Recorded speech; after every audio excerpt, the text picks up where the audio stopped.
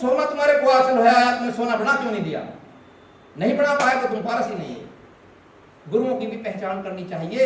और मैं सदा से कहता हूं, अपने धर्म ग्रंथों में मैंने लिख दिया, सारे धर्म ग्रंथों का मैंने सुधार कर दिया। जहां जहां लोगों ने भ्रष्टता भरी है, असत्यता भरी है, उनको जो वेद संसार के अंदर आज तक नहीं छपे थे, जो कम से कम 1 करोड़ वर्ष पहले प्रचलित थे, वो करोड़ मैंने आपके सामने लाकर रख दिए। चारों वेद प्रकाशित हो गए। ज्ञान तो ये है जो मैंने तुम्हें अब ला करके दिया। ज्ञान सोया हुआ था यहाँ, ये सब काल की भेंट चढ़ रहे हैं। ज्ञानी भी, ध्यानी भी, और भजन करने वाले और भक्ति भी, सब भेंट काल की।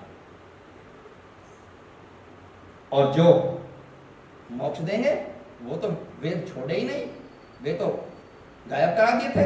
जब ऋषियों ने देखा भाई वेदों के पीछे दुनिया पड़ रही, वे गायब हो गए, सब अमर होते जा रहे हैं। जब तक वे वेद रहे, हर जीव पैदा होता रहा और मोक्ष हो जाता रहा। आज तक भी मोक्ष, वे लोग आज तक भी अमर हैं, है ना। तो वो हटा दिया उन्होंने, फिर सृष्टि कैसे चलेगी? अब उनकी जगह दूसरे वेद दे दिए हमको, जो माया से क्या भरे हुए हैं, गुणों से भरे हुए हैं। भगवान श्री कृष्ण भी कहते हैं त्रिगुण विषया वेदा निष्त्रिगुण भव अर्जुन। अर्जुन, ये जो वेद है ना, ये गुणों से भरे हुए हैं, तीनों गुणों से, सतोगुण, रजोगुण, तमोगुण, निष्त्रिगुण भव अर्जुन। तू गुणों से अलग हो जा, निष्त्रिगुण गुणों से अलग हट, क्योंकि ये वेद सारे तुम बहका रहे हैं। असल वेद तो तुम्हारे पास ही नहीं है। सारी रात समाधि लगाने के बाद, सारी रात 13 वर्ष तक ध्यान योग करने के बाद मैंने चारों वेद लिखे। जो वे वेद हैं जो अब से करोड़ों वर्ष पहले थे, जब कभी सृष्टि का पहला युग था, पहला, अभी 28वां कल युग है, जब पहला सतयुग था, उस वक्त वे वेद लिखे गए थे, वो गायब हो गए थे तभी से। आज तो उनका कुछ भी नहीं। साख वेद का साख शास्त्र तो बना दिया, लेकिन वेद नहीं लिखा, वो भी तैयार हुआ। जो असल ज्ञान है वो कहीं और है, बस अपूर्णता में डूबे हुए हैं। पता चल जाएगा जब भगवान के यहाँ जाएंगे, अकाल पुष्प की जब भेंट चढ़ेंगे ना, पता लग जाएगा। वहाँ बक्सा नहीं जाता, देख लिया हुआ आज तुमने कैसे कैसे फैसले हुए तुम्हारे। तो ये तीसरी प्रकार के गुरु होते हैं। चौथी प्रकार के, पांचवा जो गुरु होता है वो अपने को सदगुरु लिखता है।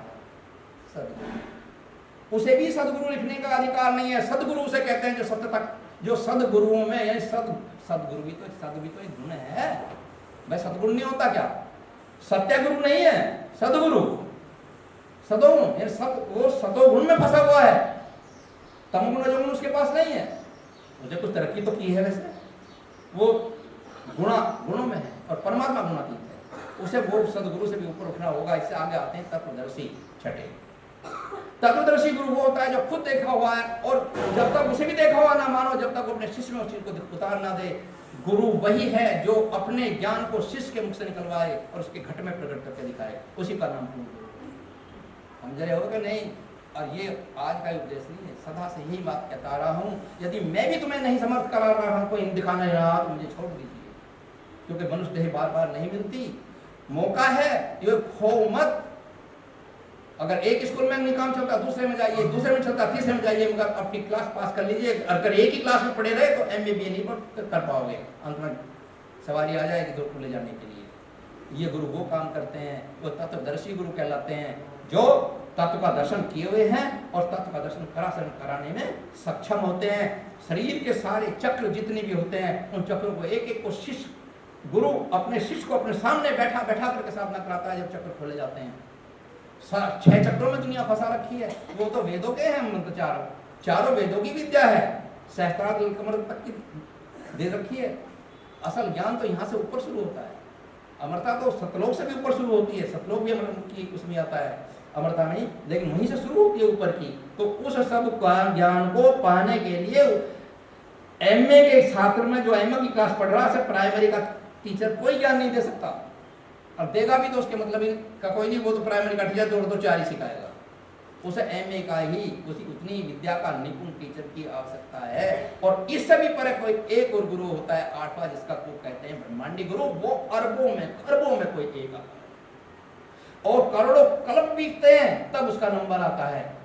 वो आकर के यहाँ संसार को, वेद की रचना उसी के द्वारा होती है, अन्य किसी के द्वारा वो रचना कभी ना हुई है ना होगी, चाहे युग बीत जाए। जब भी आगे फिर वेदों की रचना होगी तो ब्रह्मांडी गुरु ही आगे लिखेगा।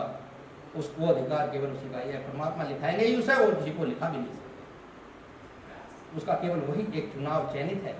तो इतने गुरुओं के बाद होने के बाद भी कहते हैं हम पूर्ण गुरु हैं, हम पूर्ण गुरु हैं। पूर्ण गुरु, इस पूर्ण गुरु ने लोग मार लिए। अरे गुरु बनो, गुरु ही मत बन जाना, गुरु बन के भी सेवक बने रहना अगर तुम्हें अपनी भक्ति बचानी है तो। मैं तुमसे कितनी बार कहता हूं कि मुझे तुम गुरु की दृष्टि में तुम देखते रहो, मगर मैं तुम्हें अपने शिष्य की दृष्टि से नहीं देखता। मैं तो तुम्हारा सेवक हूं, मुझे परमात्मा ने एक सेवा दी है तुम्हारे लिए। मैं तुम्हारी सेवा कर रहा हूं, तुम्हारे चक्रों को लगा रहा हूं, तुम्हारे घर की सफाई कर रहा हूं, तो मैं तो सेवा में लगा रहा हूं तुम्हारी भी। जब शिव तुम्हारे अंदर वो ज्ञान उतरेगा, परमात्मा का स्वरूप तुम्हारे अंदर उतरेगा, तो मेरे लिए तुम भी नमनीय हो जाओगे।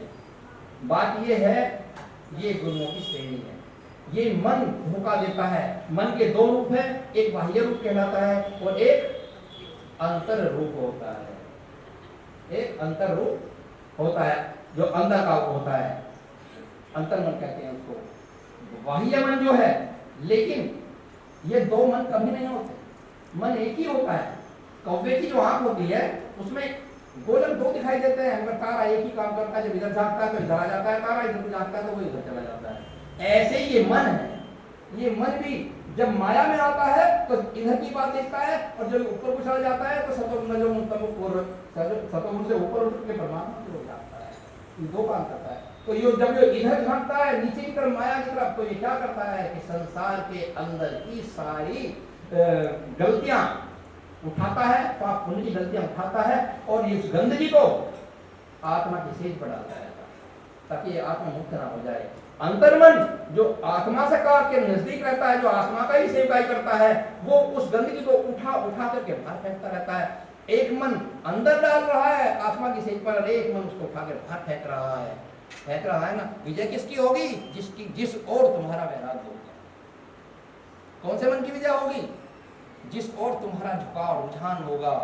अगर तुम्हारा मायावी रुझान है तो बाह्य मन की जीत हो जाएगी, और यदि तुम्हें परमात्मा की प्राप्ति की जरूरत है तो तुम्हें बाह्य अंदर मन की विजय हो जाएगी। इस तरह से चलिए, ज्ञान भी, मन भी दो और ज्ञान भी दो ही प्रकार के होते हैं, एक भौतिक ज्ञान और एक आध्यात्मिक ज्ञान।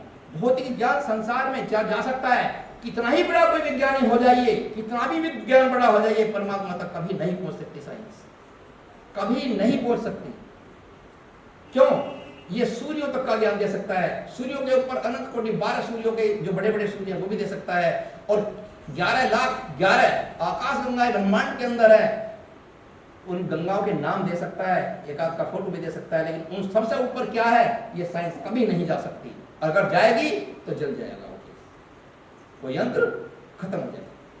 वहां बिना सूर्य के न तत्व सूर्यो भाति न चंद्र तारकम नेमा विद्युत भांति कुतो अयमग्नि तमेव भांतम अनुभाति सर्वम तस्य भाषा सर्वमिदं विभाति। वो वहां की बात है जहां चांद और सूर्य भी प्रकाशित नहीं होते, बल्कि अरबों खरबों सूर्य भी वहां के प्रकाश के परमात्मा के एक रोम के बराबर भी प्रकाश नहीं कर सकते। ये तुम्हारे सूर्य वो लोक है, इसलिए परमात्मा दिव्य स्वरूप है। आप देख लीजिए, दिव्य स्वरूप है, इसलिए इसको मैंने दिव्य स्वरूप लगाया है पीछे, जिसमें ज्योत निकल रही है, देख रहे हो ना। तो उस रूप को पाने के लिए असली बात ये समझ लो कि ब्रह्म सन ब्रह्म पयति, जिसे परमात्मा में मिलना है वही मिलेगा जो ब्रह्म होने से पहले ब्रह्म यही बन जाएगा। जो यही ब्रह्म नहीं बना वो परमात्मा तक नहीं पहुंच सकता। ब्रह्म सन ब्रह्म पयति, ब्रह्म में ब्रह्म बनकर ही जाया जा सकता है। राजा की गद्दी के पास बराबर में बैठने वाला वो ही बैठ सकता है जो पहले राजा हो चुका है। यानी राजा के पास कोई राजा ही बैठ सकता है कि नहीं, या चपरासी भी जाकर राजा के यहाँ बैठ जाएगा। इसीलिए ब्रह्म सन ब्रह्म पेति, जो यहीं जीते जी अपने योग ध्यान के द्वारा अच्छे सद्गुरुओं की शरण में जाकर के जो ब्रह्म की उपाधि को प्राप्त हो चुका है, वो ही जीव परमात्मा के बराबर में यानी परमात्मा के हजूर में जा सकता है, उसी में समाहित हो सकता है। तो वो ज्ञान संसार में है नहीं। सब लोग भटके हुए बैठे हैं, सबको ये दिखाई दे रहा मेरे गुरु से बड़ा कोई गुरु नहीं है संसार के अंदर, गुरु को ही पता नहीं। अगर तुमने सहस्त्र कमल तक का चक्कर खोल लिया तो क्या खुला? यम पे तो विजय पाई, काल पे तो नहीं पाई, जिंदा है वो, अभी मर चुके होते हैं।